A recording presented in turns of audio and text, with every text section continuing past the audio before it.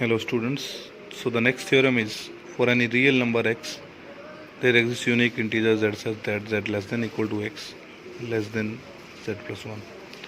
यानी हर real number दो consecutive integer के बीच में आता है, या तो इक्वल भी हो सकता है या बीच में ही आ जाता है. तो इस थ्योरम में जो प्रूफ रहेगा उसमें जो मेन चीज़ यूज़ होनी है वो यूज़ होनी है कंप्लीटनेस एक्सियम.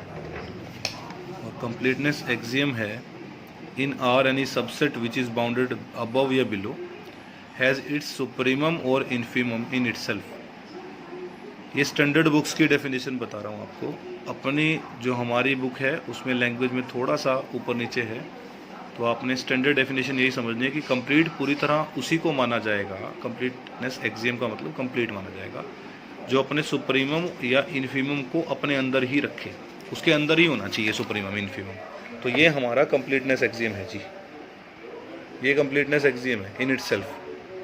तो आगे क्या है, consider a set S M such that M is integer and M less than equal to S.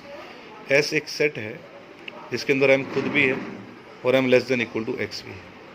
यानी एम इंटीजर है, वो इंटीजर सारे जो एक्स से छोटे हैं. अगर हमने लेने ही वही इंटीजर है जो एक्स से छोटे हैं, तो इसका मतलब हमारा सेट सारे ही एलिमेंट एक्स से छोटे लेगा. अगर सारे एलिमेंट एक्स से छोटे होंगे तो हमारा सेट एक्स से छोटा रहेगा, बाउंडेड अबव होगा. अगर वो बाउंडेड अबव है तो इसके ऊपर लग जाएगी कंप्लीटनेस एक्सियम. ठीक है जी, कंप्लीटनेस एक्सियम के अनुसार इसके पास अपना अपर बाउंड होगा, इसके पास होगा, इसका मतलब z इसका खुद का मेंबर होगा इंटीजर. यही है. तो इसी तरह से s यहाँ बाउंडेड अबव है बाय x. अगर वो बाउंडेड अबव है, कंप्लीटनेस एक्सियम की प्रॉपर्टी हर रियल नंबर के सबसेट में ट्रू होती है. तो रियल नंबर का सबसेट ही बनेगा, जो इंटीजर जिसमें होंगे वो रियल नंबर में तो होंगे ही. तो अगर वो रियल नंबर का सबसेट है तो उसके पास उसका अपर बाउंड भी होगा, लिस्ट अपर बाउंड. मान लिया z. अगर इसके पास लिस्ट अपर बाउंड होगा z, तो वो इंटीजर भी होगा और x से छोटा भी होगा. वो इंटीजर भी होगा, z बिलोंग्स टू s का मतलब क्या है, z इंटीजर भी होगा और x से छोटा भी होगा. लिखा हुआ है इसने. अब z x से छोटा हो गया, पहली बात तो हमारी हो गई. आधी रह गई x less than z plus 1. इससे लिखा हुआ है हम प्रूव करेंगे x z प्लस 1 से छोटा होगा. मान लिया नहीं होगा. अगर x z प्लस 1 से छोटा नहीं होगा तो इसका मतलब बड़ा या बराबर होगा. लेस देन का उल्टा होता है ग्रेटर या इक्वल. तो x z प्लस 1 से ग्रेटर देन इक्वल टू होगा. यहाँ से z प्लस x, इसका मतलब x से छोटा आ रहा है z प्लस 1. z इंटीजर था, पूर्णांक था, जिसमें दशमलव नहीं होता वो नंबर था. अगर z पूर्णांक था तो z प्लस 1 भी पूर्णांक होगा, उसमें दशमलव नहीं आ सकता. तो z प्लस 1 एक इंटीजर है जो x से छोटा है. जो भी इंटीजर x से छोटे आते हैं वो सारे s में जाते हैं, तो z प्लस 1 s में चला गया. पर अभी आपने क्या लिखा हुआ है जी, x अपर बाउंड है और z लिस्ट अपर बाउंड है और z x से छोटा है. ठीक है जी. तो इसका मतलब z प्लस 1 x से छोटा हो गया, s में चला गया. पर z लिस्ट अपर बाउंड है तो z प्लस 1 z से भी छोटा होगा. जो लिस्ट अपर बाउंड होते हैं उससे सारे एलिमेंट छोटे होते हैं. z प्लस 1 z से छोटा कैसे हो सकता है? कॉन्ट्राडिक्शन.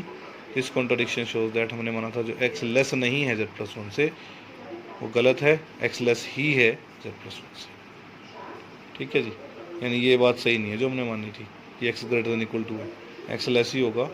यही हमने कंबाइन करना है. नंबर 2 एंड नंबर 3 को कंबाइन करेंगे. x z से बड़ा, z प्लस 1 से छोटा.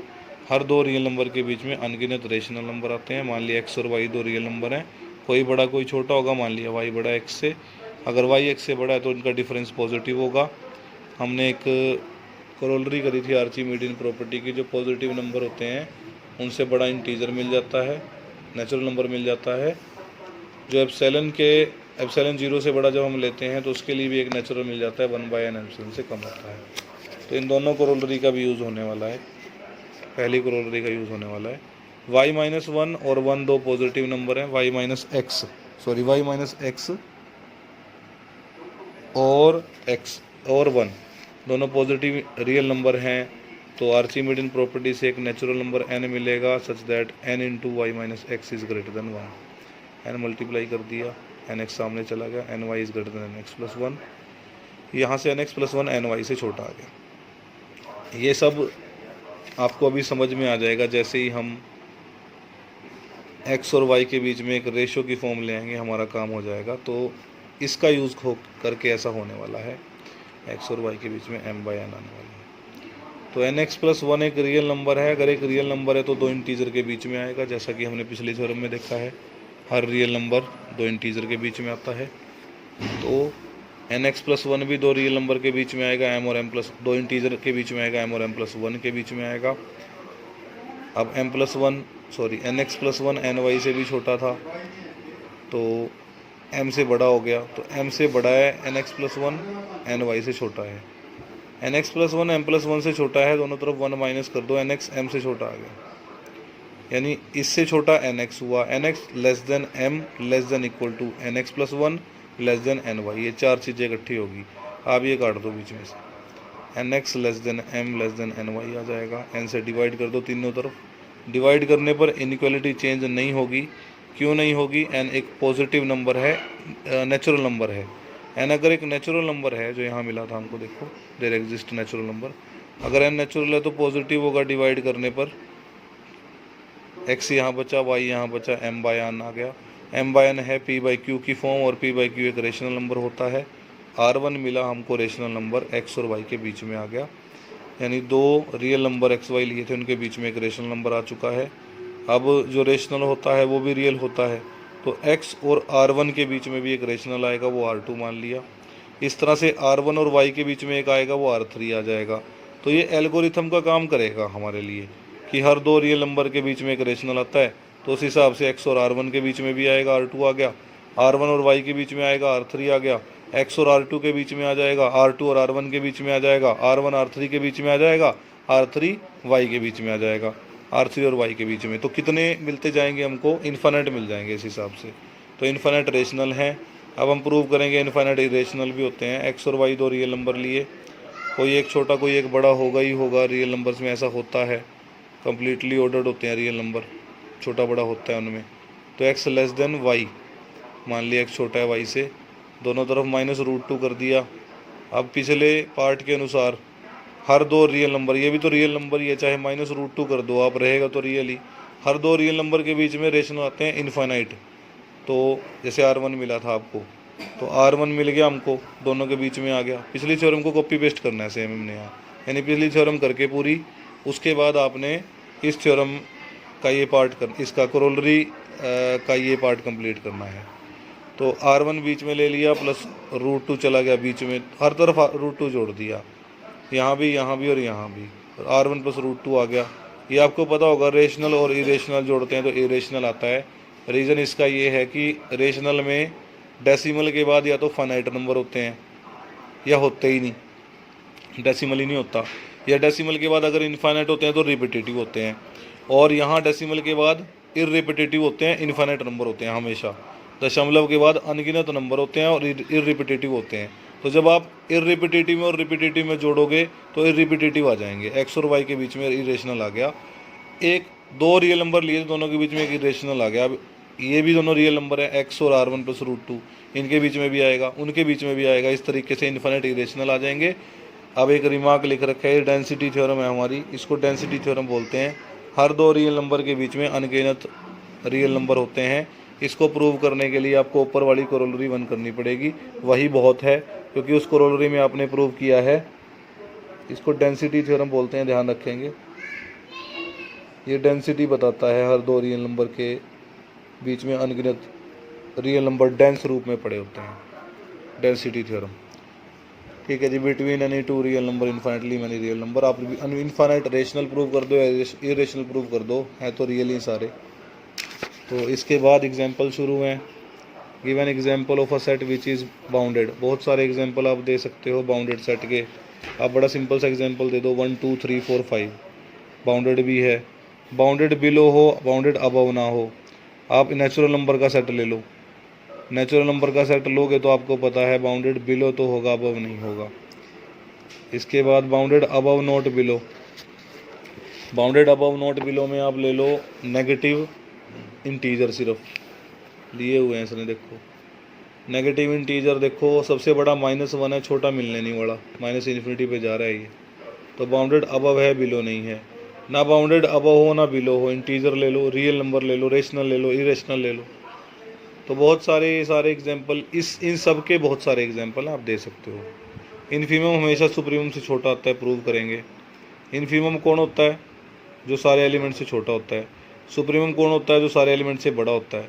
यानी इन्फीमम से बड़ा एक्स, एक्स से बड़ा सुप्रीमम, बीच में से एक्स हटा दो, इन्फीमम सुप्रीमम से छोटा। ठीक है जी। इन्फीमम सारे एलिमेंट से छोटा होता है, सुप्रीमम सारे एलिमेंट से बड़ा होता है, तो बीच में से एलिमेंट हटा दो। ए और बी दो नॉन एम्प्टी सबसेट हैं। ए प्लस बी अगर करेंगे तो वो एक्स प्लस वाई के इक्वल अगर हो, एक्स ए से हो वाई बी से हो, तो ए और बी दोनों के पास अगर सुप्रीमम हो तो सी के पास भी सुप्रीमम होगा, और वो सुप्रीमम आएगा ए का सुप्रीमम जमा बी का सुप्रीमम। मान लिया ये दोनों बाउंडेड है। अगर ये बाउंडेड है तो आपको इनको बांधने वाला एक K1 मिलेगा, K2 मिलेगा। यानी ए के सारे एलिमेंट का मोड K1 से कम है, बी के सारे एलिमेंट का मोड K2 से कम है। अगर ए के सारे एलिमेंट का मोड K1 से कम है तो उससे एक तीर से दो शिकार होते हैं। कैसे? लोअर बाउंडेड भी हो जाता है, अपर बाउंडेड भी हो जाता है। कैसे? ये जब आप मोड खोलोगे तो माइनस K1 से K1 के बीच में आएगा, माइनस K1 से नीचे से बन जाएगा, K1 से ऊपर से बन जाएगा। तो ये लोअर और अपर बाउंड दोनों आगे, इसलिए ये बाउंडेड हुआ। ये भी बाउंडेड का एक प्रूफ है। इससे दोनों काम हो जाते हैं एक साथ। अब आप क्या लो, एक एलिमेंट लो ए प्लस बी का, जेड ले लिया इसने। अब जेड किस तरह का होगा? एक्स प्लस वाई, जहाँ एक्स ए से वाई बी से होगा। मोड जेड करेंगे तो मोड एक्स प्लस वाई आएगा, ट्रायंगल इनइक्वालिटी लगाएंगे, मोड एक्स जमा मोड वाई आएगा, less than equal to mod X किससे था? K1 से, मोड वाई किससे था? K2 से। अब K1 और K2 दोनों बाउंड हैं, दोनों बाउंड है मतलब दोनों फाइनाइट नंबर हैं जिनसे हमारे सेट छोटे आ रहे हैं, तभी तो बाउंडेड हुए। अगर K1 K2 इनफाइनाइट होते तो हमारे सेट बाउंडेड थोड़ी होते। तो K1 K2 दोनों फाइनाइट हैं, इसलिए हमारे सेट बाउंडेड थे। मिलके भी जो आएगा वो फाइनाइट नंबर आएगा, इसलिए ये बाउंडेड है। और इसके पास जो बाउंडेड होते हैं उनके पास सुप्रीमम भी होता है, इन्फीमम भी होता है। हमने प्रूव क्या करना है? हमने प्रूव करना है supremum C is equal to supremum A plus supremum B. तो अब हमने माना ए का सुप्रीमम U1, बी का सुप्रीमम U2। अब अगर U1 ए का सुप्रीमम है तो सारे एलिमेंट ए के U1 से कम होंगे, बी के सारे एलिमेंट U2 से कम होंगे। जोड़ के किससे कमाएंगे? U1 प्लस U2 से। यानी U1 प्लस U2 ए प्लस बी का अपर बाउंड हो गया। अपर बाउंड तो हो गया। सुप्रीमम का मतलब होता है लीस्ट अपर बाउंड। हमको प्रूव करना है कि ये अपर बाउंड तो है, पर ये बाकी सब अपर बाउंड में लीस्ट होगा, सबसे छोटा होगा बाकी अपर बाउंड से। तो आप बाकी अपर बाउंड लेके चल पड़ो एक आधा। या फिर इसने जो तरीका अपना रखा है, इसने एक थ्योरम लगा रखी है कि अपर बाउंड हल्का सा एप्सिलॉन माइनस करते ही अपर बाउंड बनना बंद कर दे। मैंने जो पिछली वीडियो बनाई थी उस वीडियो में आपने एक डेफिनेशन देखी थी अपर बाउंड होने की, उस अपर बाउंड की थ्योरम भी पढ़ी थी आपने। अपर बाउंड की डेफिनेशन कहती थी लीस्ट अपर बाउंड की, सुप्रीमम की, कि अपर बाउंड होना चाहिए और बाकी सब अपर बाउंड से छोटा होना चाहिए। देखो यू डैश कोई और अपर बाउंड है, हमारा यू से छोटा आ गया। और एक और थ्योरम बनाई थी, वो थ्योरम कराई थी। वो थ्योरम क्या थी? कि अपर बाउंड भी होना चाहिए और हल्का सा भी एप्सिलॉन माइनस कर दिया तो अपर बाउंड बनना बंद कर दे। बनना बंद करने का मतलब सारे एलिमेंट उससे छोटे होंगे तो अपर बाउंड बना रहेगा। पर अगर एक भी उससे बड़ा आ गया, यहाँ देखो एक बड़ा आ गया एक्स, एटलीस्ट 1 का मतलब क्या होता है? कम से कम एक मिलेगा जो u माइनस एप्सिलॉन से इसको बड़ा कर देगा। यानी u माइनस एप्सिलॉन हर एलिमेंट से बड़ा नहीं है। u minus epsilon upper bound नहीं है, अपर बाउंड नहीं है। इसका मतलब आप हल्का सा भी u इसमें एप्सिलॉन इसमें से u में से माइनस नहीं कर पा रहे, यानी u को हल्का सा भी छोटा नहीं कर पा रहे आप। इसलिए तो लीस्ट हुआ कि उससे छोटा आ ही नहीं रहा, उससे छोटा कर ही नहीं पा रहे हम हल्का सा भी। एप्सिलॉन तो बहुत छोटा नंबर होता है। तो मैंने क्या किया, U1 क्या है? सुप्रीमम यानी लीस्ट अपर बाउंड। तो एप्सिलॉन बाई 2 के लिए U1 minus epsilon by 2 upper bound नहीं बनेगा, एक एलिमेंट उससे बड़ा हो जाएगा ए का। इसी तरह से U2 सुप्रीमम बी का है, उसमें से भी हल्का सा भी एप्सिलॉन बाई 2 माइनस किया तो उसका भी एक एलिमेंट बड़ा आ जाएगा, y1 आ गया। दोनों को जोड़ोगे तो U1 plus U2 minus epsilon से बड़ा आ गया x1 प्लस y1। यानी ए प्लस बी का एक एलिमेंट हमको U1 plus U2 minus epsilon से बड़ा आ गया। यानी U1 प्लस U2 में से हम हल्का सा भी एप्सिलॉन माइनस नहीं कर पा रहे, अगर करा तो एक एलिमेंट हमारे सेट का ए प्लस बी का उससे बड़ा आ गया। यानी U1 plus U2 minus epsilon ने अपर बाउंड बनने से मना कर दिया। यहाँ से आप कह सकते हो ये अपर बाउंड बनना ही बंद हो गया, इसलिए छोटा नहीं कर पा रहे। जिस अपर बाउंड को छोटा नहीं कर पाते वो लिस्ट अपर बाउंड होता है, यही हमने प्रूव करना था। तो सुप्रीमम हो गया U1 plus U2, supremum A plus B हो गया U1 प्लस U2। U2 कौन है? सुप्रीमम ए U2, U1 कौन है? सुप्रीमम ए, U2 कौन है? Supremum B. यानी supremum C is equal to supremum A plus supremum B. Next question is question number 4। So the next example is if S and T are non-empty bounded subsets of R, then prove that S union T is also bounded। यानी दो bounded subset की union भी bounded होती है और उसका supremum जो आता है वो दोनों के सुप्रीमम का मैक्सिमम आता है। इसी तरह से दो बाउंडेड सबसेट का यूनियन भी बाउंडेड होता है और इन्फीमम दोनों के इन्फीमम का मिनिमम आता है। एस और टी के मिनिमम इन्फीमम का मिनिमम आता है। मान लिया सुप्रीमम एस का माना U1, टी का U2, U ले लिया दोनों का मैक्सिमम। अब जो मैक्सिमम होता है वो दोनों में बड़ा होता है, यानी U1 से बड़ा U1 और U2 में बड़े वाला होगा जो भी बड़ी वैल्यू आएगी, यानी U1 से भी ग्रेटर देन इक्वल टू होगा, U2 से भी ग्रेटर देन इक्वल टू होगा। इसका रीज़न है कि बराबर भी हो सकता है और बड़ा भी हो सकता है। देखो दोनों में से मान लिया U1 बड़ा है, अगर U1 U2 से बड़ा है तो U कौन आएगा, U1 के बराबर। अगर U1 के बराबर है तो U2 से बड़ा तो हो ही गया और U1 के बराबर हो गया, तो बड़ा और बराबर दोनों चल जाता है। तो U1 से बड़ा या बराबर, U2 से बड़ा या बराबर, X U1 से छोटा अगर X S में से है क्योंकि S का सुप्रीमम U1 है, X U2 से छोटा अगर X T का मेंबर है क्योंकि T का सुप्रीमम U2 है। तो दोनों केस में S और T के दोनों केस में U से छोटा हुआ X U से छोटा हो गया for all S union T के एलिमेंट के लिए, और इसलिए S यूनियन T हो गया बाउंडेड। ठीक है जी, S यूनियन T हो गया bounded above. U upper bound हो गया S यूनियन T का। ठीक है जी, S यूनियन T का अपर बाउंड हो गया U। मान लिया पहले केस में U1 के बराबर है, अगर U1 के बराबर है एप्सिलॉन माइनस करते ही S का सुप्रीमम बनना बंद कर देगा। एप्सिलॉन माइनस करते ही S का सुप्रीमम बनना बंद कर देगा। इसका मतलब क्या है, अगर मैंने U1 में से एप्सिलॉन माइनस किया तो एक एलिमेंट S का मिलेगा जो उससे बड़ा आएगा। सुप्रीमम कब बनता है कोई, जब सारे एलिमेंट S के इससे छोटे होते। U1 माइनस एप्सिलॉन से सारे छोटे नहीं होंगे तो क्या होगा, एक बड़ा होगा। देखो बड़ा आ रहा है X1। अब X1 U1 से तो छोटा ही है क्योंकि U1 तो अपर बाउंड है इसमें। ठीक है जी, इसी तरह से X1 S में है तो यूनियन में भी होगा, S यूनियन T में भी होगा, यानी S यूनियन T से आपको एक एलिमेंट मिल गया जिसके लिए U1 minus epsilon less than X1 है, यानी U1 कौन है, U के बराबर है। सुप्रीमम मैंने पहले केस में U1 कौन लिया, U के बराबर, तो U को पुट कर दो इसको, तो U minus epsilon less than X1 less than equal to U for some X1 belongs to S union T। यहाँ से आ गया सुप्रीमम S यूनियन T। देखो U कौन था, सुप्रीमम था S यूनियन T का, और S यूनियन T के सुप्रीमम में से हल्का सा एप्सिलॉन आपने माइनस किया।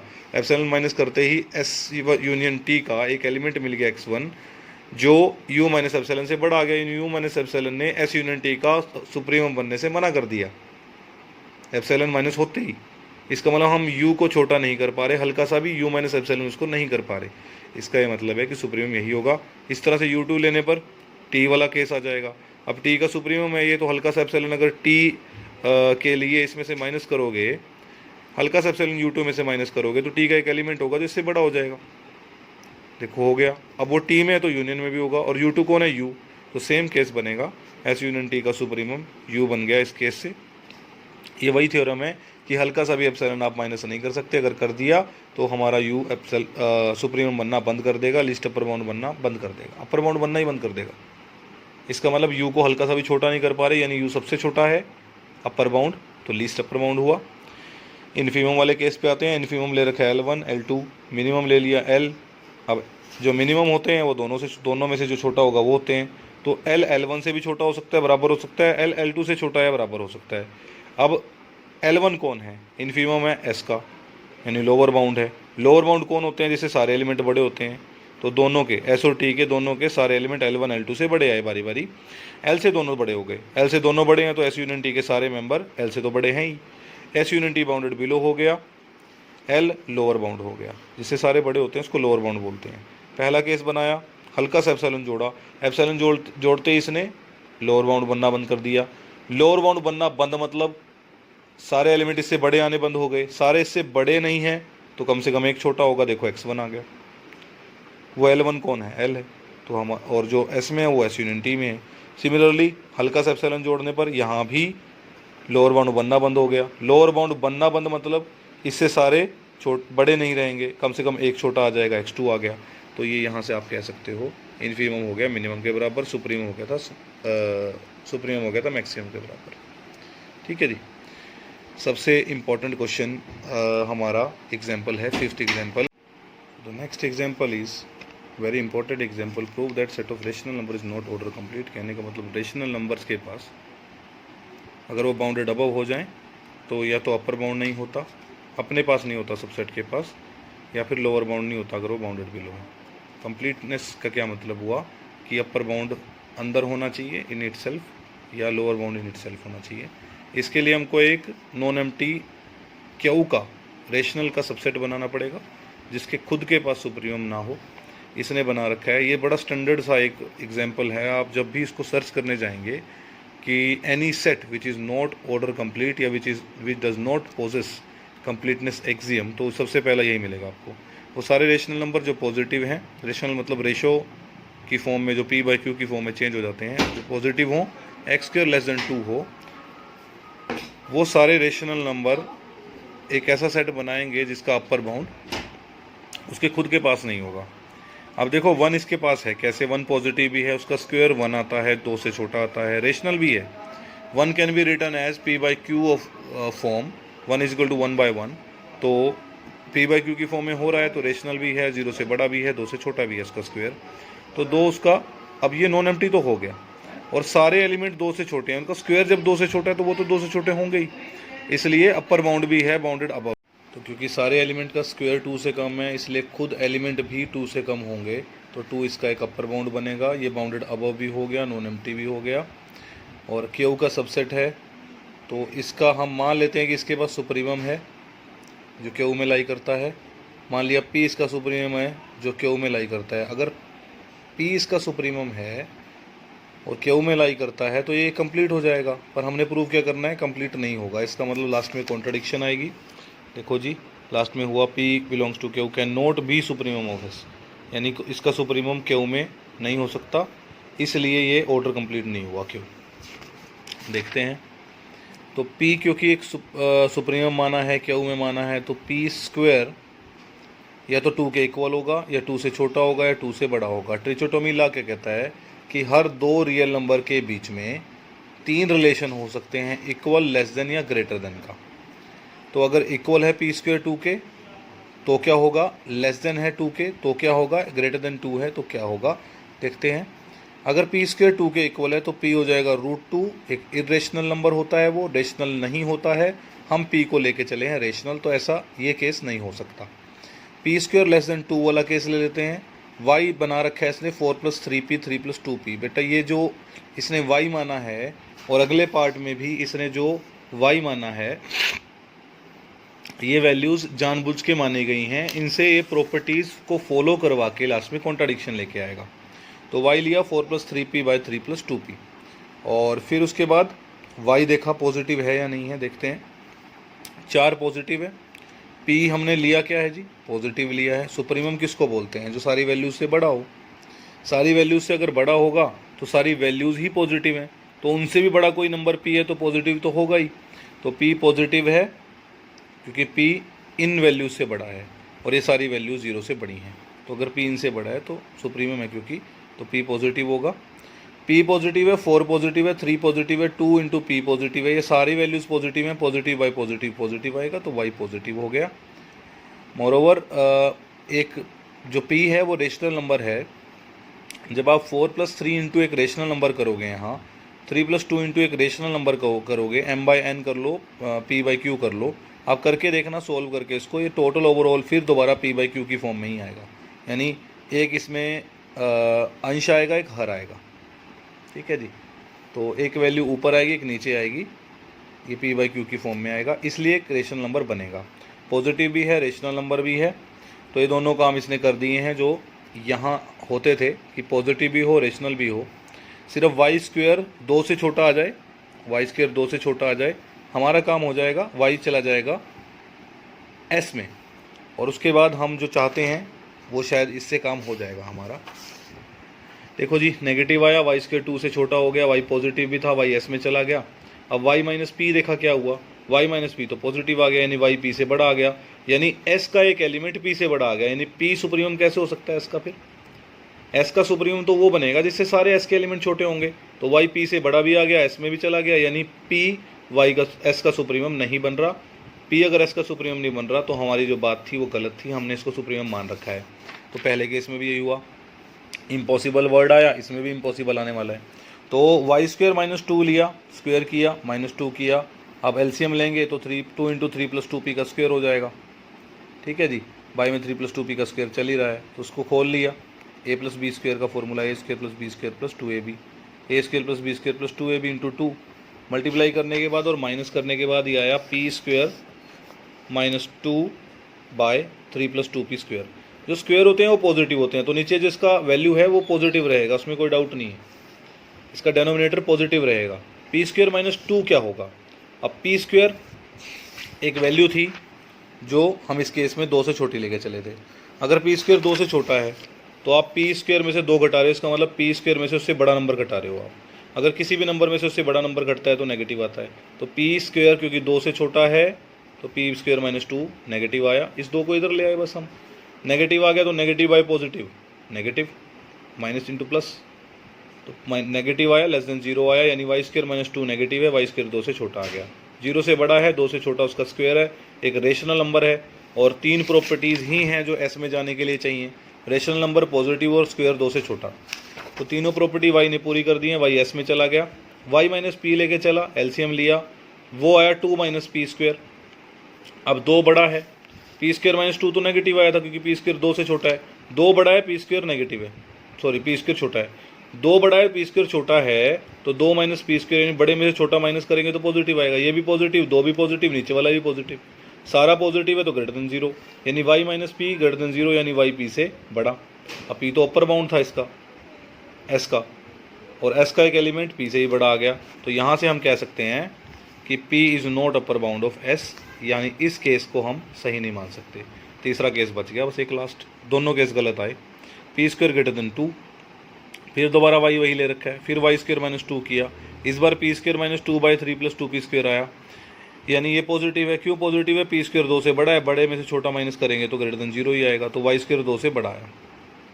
ठीक है जी, अब वाई माइनस पी लिया, वाई माइनस पी पहले की तरह 2 माइनस पी स्क्वेयर आएगा, पर इस बार क्या है, पी स्क्वेयर 2 से बड़ा है, तो जब पी स्क्वेयर को उधर लेके जाएंगे तो 2 माइनस पी स्क्वेयर नेगेटिव आ जाएगा, 2 माइनस पी स्क्वेयर नेगेटिव, ये नेगेटिव ये पॉजिटिव, बाई में पॉजिटिव, तो माइनस इंटू प्लस माइनस हो जाएगा, नेगेटिव आएगा, तो वाई लेस देन आ गया, तो वाई माइनस पी नेगेटिव आने से वाई लेस देन आ गया पी से, यानी वाई स्क्वेयर 2 से बड़ा और वाई लेस देन पी, और एक्स स्क्वेयर 2 से छोटा है सभी एलिमेंट के लिए, एक्स बिलोंग्स टू एस के लिए, बाय स्टेटमेंट आप देख सकते हो इसको, एक्स स्क्वेयर 2 से छोटा सभी एस के एलिमेंट के लिए, और 2 छोटा किससे? वाई स्क्वेयर से, यानी एक्स स्क्वेयर वाई स्क्वेयर से छोटा।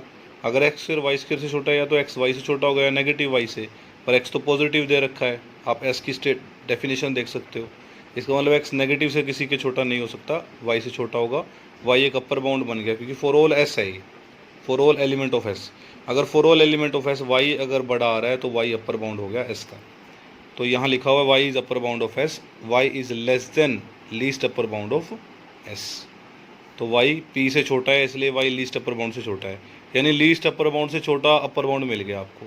तो ये इम्पॉसिबल है क्योंकि लीस्ट अपर बाउंड वो अपर बाउंड होता है जो सबसे छोटा होता है, उससे छोटा कोई आ नहीं सकता, तो वाई लेस देन पी होने की वजह से आपको छोटा अपर बाउंड मिल गया था, यानी पी अपर बाउंड ही नहीं है, पी अपर बाउंड ही नहीं है, यही हमने प्रूव करना था। एग्जाम्पल नंबर 6 है, a non empty bounded subset of R, capital A एक bounded non empty bounded subset है आर का, अगर लैम्डा से मल्टीप्लाई करें तो जो सुप्रीमम रहेगा लीस्ट अपर बाउंड ए का रहेगा, वही सुप्रीमम आएगा, वही लीस्ट अपर बाउंड आएगा लैम्डा ए का, अगर लैम्डा पॉजिटिव है, और अगर लैम्डा नेगेटिव है तो उल्टा हो जाएगा, यानी जीएलबी हो जाएगा, ग्रेटेस्ट लोअर बाउंड। इसको सिंपल लैंग्वेज में बताऊं तो सुप्रीमम लैम्डा ए सुप्रीमम रहेगा, लैम्डा इंटू सुप्रीमम ए आएगा, अगर लैम्डा पॉजिटिव है ग्रेटर देन इक्वल टू 0 है, और लैम्डा इन्फीमम ए आएगा, यानी नेगेटिव अगर लैम्डा है लेस देन इक्वल टू 0 मतलब नेगेटिव, तो लैम्डा जीएलबी यानी इन्फीमम ए आएगा, उल्टा हो जाएगा, देखो यहाँ सुप्रीमम है यहाँ इन्फीमम है। तो पहला केस पॉजिटिव वाला, अगर पॉजिटिव ले लिया लैम्डा ग्रेटर देन 0 तो लैम्डा ए का मतलब है लैम्डा सबसे मल्टीप्लाई हो गया। अब यू मान लिया सुप्रीमम ए का, अगर ए का सुप्रीमम सारे एलिमेंट ए के छोटे होंगे यू से, सारे छोटे होंगे फॉर ऑल, तो लैम्डा से मल्टीप्लाई कर दो, इनइक्वालिटी में कोई चेंज नहीं आएगा, तो लैम्डा यू सुप्रीमम हो जाएगा। उसके बाद आप लीस्ट अपर बाउंड किसको बोलते हो, जिसमें से हल्का सा भी हम कुछ माइनस करें और वो अपर बाउंड बनना बंद कर दे। तो यू अगर लीस्ट अपर बाउंड ए का है तो उसमें से हल्का सा एप्सिलॉन बाई लैम्डा आप माइनस करो, वो अपर बाउंड नहीं बनेगा। अपर बाउंड ना बनने का मतलब ए का एक एलिमेंट उससे बड़ा आ जाएगा। वैसे तो वो सबसे बड़ा आना चाहिए था, जो अपर बाउंड होते हैं वो सबसे बड़े होते हैं, पर यहाँ एक एलिमेंट ए का ऐसा मिला जो उससे बड़ा आ गया। ठीक है, लैम्डा मल्टीप्लाई कर दो, lambda you minus epsilon greater than lambda X less then lambda x. तो इसका मतलब ये है कि लैम्डा एक्स यानी लैम्डा ए का एक एलिमेंट लैम्डा यू में से एप्सिलॉन माइनस करते ही बड़ा आ गया। यानी लैम्डा यू में से हल्का सा भी एप्सिलॉन हम माइनस नहीं कर पा रहे, अगर करते हैं तो वो अपर बाउंड बनना बंद कर देता है। यानी लैम्डा यू से छोटा कोई अपर बाउंड है नहीं, जिससे छोटा कोई अपर बाउंड नहीं होता उसको लीस्ट अपर बाउंड बोलते हैं। यही हमने प्रूव करना था। ठीक है जी। इसके बाद नेगेटिव वाला केस लेस देन जीरो वाला, सेम इसी तरह अगर एल ग्रेटेस्ट लोअर बाउंड ए का है, जीएलबी है, तो ए के सारे एलिमेंट उससे बड़े होंगे, X greater than equal to L होगा। आप लैम्डा मल्टीप्लाई कर दो, लैम्डा मल्टीप्लाई करोगे तो नेगेटिव से मल्टीप्लाई करने पर ग्रेटर का साइन लेस बन जाता है, तो lambda X less than equal to lambda L आ गया।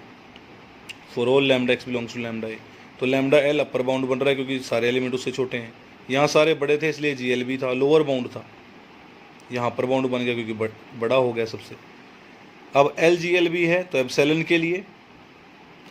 के लिए एल में कुछ हल्का सा भी एप्सिलॉन हम जोड़ दें। अब ये जोड़ना कैसे माना जाएगा, यहाँ तो माइनस का साइन है पर लैम्डा कैसा ले रखा है, नेगेटिव। अगर लैम्डा नेगेटिव है तो माइनस लैम्डा कैसा होगा, पॉजिटिव होगा। माइनस लैम्डा भी पॉजिटिव, एप्सिलॉन भी पॉजिटिव, दोनों मिलके पॉजिटिव। यानी एल में हल्का सा कुछ जोड़ रहे हैं और जैसे ही एल में हल्का सा हम कुछ जोड़ेंगे वो एल से बड़ा आ जाएगा। एल से बड़ा आने का मतलब क्या है, एल तो ग्रेटेस्ट लोअर बाउंड था। ग्रेटेस्ट कौन होता है, सबसे बड़ा लोअर बाउंड, उससे बड़ा कोई लोअर बाउंड हो ही नहीं सकता। तो L plus something lower bound नहीं हो सकता। अगर S plus something lower bound नहीं है तो सारे एलिमेंट उससे बड़े नहीं होंगे, कोई उससे छोटा भी रह गया होगा। वो एक्स ले लिया इसने, एक्स मान लिया इसने छोटा है उससे। तो फिर क्या करना है जी, हमने लैम्डा मल्टीप्लाई कर देना है। लैम्डा मल्टीप्लाई करते ही दोनों तरफ नेगेटिव है लैम्डा, मल्टीप्लाई करोगे इनइक्वालिटी उल्टी हो जाएगी। देखो लैम्डा एक्स आया, लेस का साइन बन गया ग्रेटर, नेगेटिव लेके चले हैं इसलिए लेस का साइन ग्रेटर बन गया। लैम्डा एल माइनस, ये माइनस क्यों आया, प्लस माइनस कितना होता है, यहाँ माइनस का साइन आएगा, लैम्डा से लैम्डा कट गया एप्सिलॉन।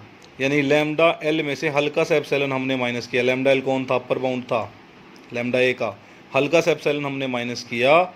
जैसे ही माइनस किया वो अपर बाउंड बनना ही बंद कर गया। अपर बाउंड कब बनता, जब सारे उससे छोटे होते, पर यहाँ तो एक उससे बड़ा आ गया। यानी लैम्डा एल में से हल्का सा कुछ भी माइनस नहीं कर सकते, नहीं तो अपर बाउंड नहीं बनेगा। अपर बाउंड नहीं बनेगा इसका मतलब उससे छोटा कोई अपर बाउंड आता नहीं, क्योंकि वो छोटा ही नहीं हो पा रहा हल्का सा भी। वो छोटा सबसे निम्न स्तर पे पहुंच गया, अपने मिनिमम वैल्यू पे पहुंच गया, तो लैम्डा एल यहाँ पे बन गया लीस्ट अपर बाउंड। यही हमने प्रूव करना था। तीसरा केस लैम्डा जीरो ले लो, जीरो लोगे तो कुछ भी नहीं है। लैम्डा ए कितना आएगा, जीरो आएगा। सामने कितना आएगा, सामने आएगा lambda into least upper bound. Lambda कौन है, जीरो, जीरो इंटू कुछ भी हो जीरो, जीरो इंटू कुछ भी हो जीरो, तो सामने भी जीरो इधर भी zero, L H S equal to R H S. Last example है हमारा एग्जाम्पल नंबर 7। मान लिया ए एक non empty set of real number है विच हैज़ अ सुप्रीमम। मान लिया ए के पास सुप्रीमम है, बी ले लिया उसका नेगेटिव, तो बताओ बी बाउंडेड बिलो होगा या नहीं होगा। अब लैम्डा को -1 ही पुट कर लेते हैं, वहाँ सेम हो जाता, और इन्फीमम आना चाहिए सुप्रीमम का नेगेटिव। देखते हैं यू मान लिया। अब देखो इसने क्या बोला, ए बाउंडेड अबव है, सुप्रीमम है उसके पास, तो मान लिया यू सुप्रीमम है ए का। अगर यू ए का सुप्रीमम है तो ए के सारे एलिमेंट यू से छोटे होंगे। अब बी कौन है, -x, x belongs to A, यानी बी के अंदर ए के एलिमेंट का नेगेटिव है। तो मान लिया x एक एलिमेंट है बी का, अगर x बी में से है तो -x किस में होगा, ए में, क्योंकि नेगेटिव है उसके। तो -x अगर ए में होगा तो सारे एलिमेंट ए के यू से छोटे हैं, तो -x किससे छोटा होगा, यू से, क्योंकि यू सुप्रीमम है। तो माइनस गुणा कर दो दोनों तरफ, जो लेस का साइन है वो ग्रेटर का बन जाएगा, माइनस माइनस प्लस हो जाएगा। जब इधर माइनस गुणा करेंगे, सामने करेंगे तो -u आ जाएगा। तो x greater than equal to आ गया -u से। फॉर ऑल x कहाँ से लिया था, x b से, एनी एलिमेंट था, एनी का मतलब सारे, तो सारे एलिमेंट b के -u से बड़े आ गए। -u हो गया लोअर बाउंड और b हो गया बाउंडेड बिलो। ठीक है जी, तो -u लोअर बाउंड हो गया, b हो गया बाउंडेड बिलो, -v कोई और लोअर बाउंड लिया। देखो आपको प्रूव करना है infimum b is equal to minus supremum a। पहला काम था जो सुप्रीमम a है उसका नेगेटिव लोअर बाउंड बने b का, माइनस लगा हुआ है ना u के आगे, ये सुप्रीमम a कौन है, u है, तो -u इन्फीमम कब बनेगा, पहली बात तो लोअर बाउंड बनना पड़ेगा, फिर ग्रेटेस्ट लोअर बाउंड बनना पड़ेगा। इन्फीमम होता है ग्रेटेस्ट लोअर बाउंड, तो x greater than equal to minus U पहला स्टेप था लोअर बाउंड बनने का, सारे एलिमेंट उससे बड़े हैं b के माइनस यू से, तो माइनस यू लोअर बाउंड बन रहा है। अगला काम है इस माइनस यू को किस तरीके से हम इन्फीमम बनाएं, यानी greatest among the lower bounds. तो माइनस वी कोई और लोअर बाउंड ले रखा है, ग्रेटेस्ट कब होगा माइनस यू, जब इस माइनस वी से बड़ा आएगा। देखो लास्ट में क्या हुआ, माइनस वी से बड़ा है। ये काम हमने करना है ताकि सभी लोअर बाउंड से बड़ा आ जाए माइनस यू और हमारा काम हो जाए। माइनस वी कोई और लोअर बाउंड लिया। अब माइनस वी अगर एनी अदर लोअर बाउंड है बी का, तो माइनस एक्स ए में हो तो एक्स बी में होगा, और अगर माइनस एक्स ए में है तो एक्स बी में है, तो माइनस वी लोअर बाउंड है पी का। अगर माइनस वी लोअर बाउंड है तो बी के सारे एलिमेंट माइनस वी से बड़े होंगे, तो एक्स माइनस वी से बड़ा होगा। नेगेटिव मल्टीप्लाई करने पर लेस का साइन ग्रेटर का बन जाता है, ग्रेटर का लेस, तो ये लेस हो गया। माइनस एक्स यहाँ आ गया, वी यहाँ आ गया, minus X less than equal to V for all minus X belongs to A, यानी वी बन गया ए का अपर बाउंड। अब ए का वी अगर अपर बाउंड है तो यू तो लीस्ट अपर बाउंड है। तो लीस्ट अपर बाउंड कौन होता है, जो सभी अपर बाउंड से छोटा होता है, तो यू वी से छोटा आएगा, माइनस मल्टीप्लाई करने पे उल्टा हो जाएगा। यही हमने प्रूव करना था, ये प्रूव होता ही हमारा काम हो जाएगा। इसके बाद एक्सरसाइज आपने खुद ट्राई करनी है 1.1, जो भी प्रॉब्लम आती है आप पूछ सकते हैं।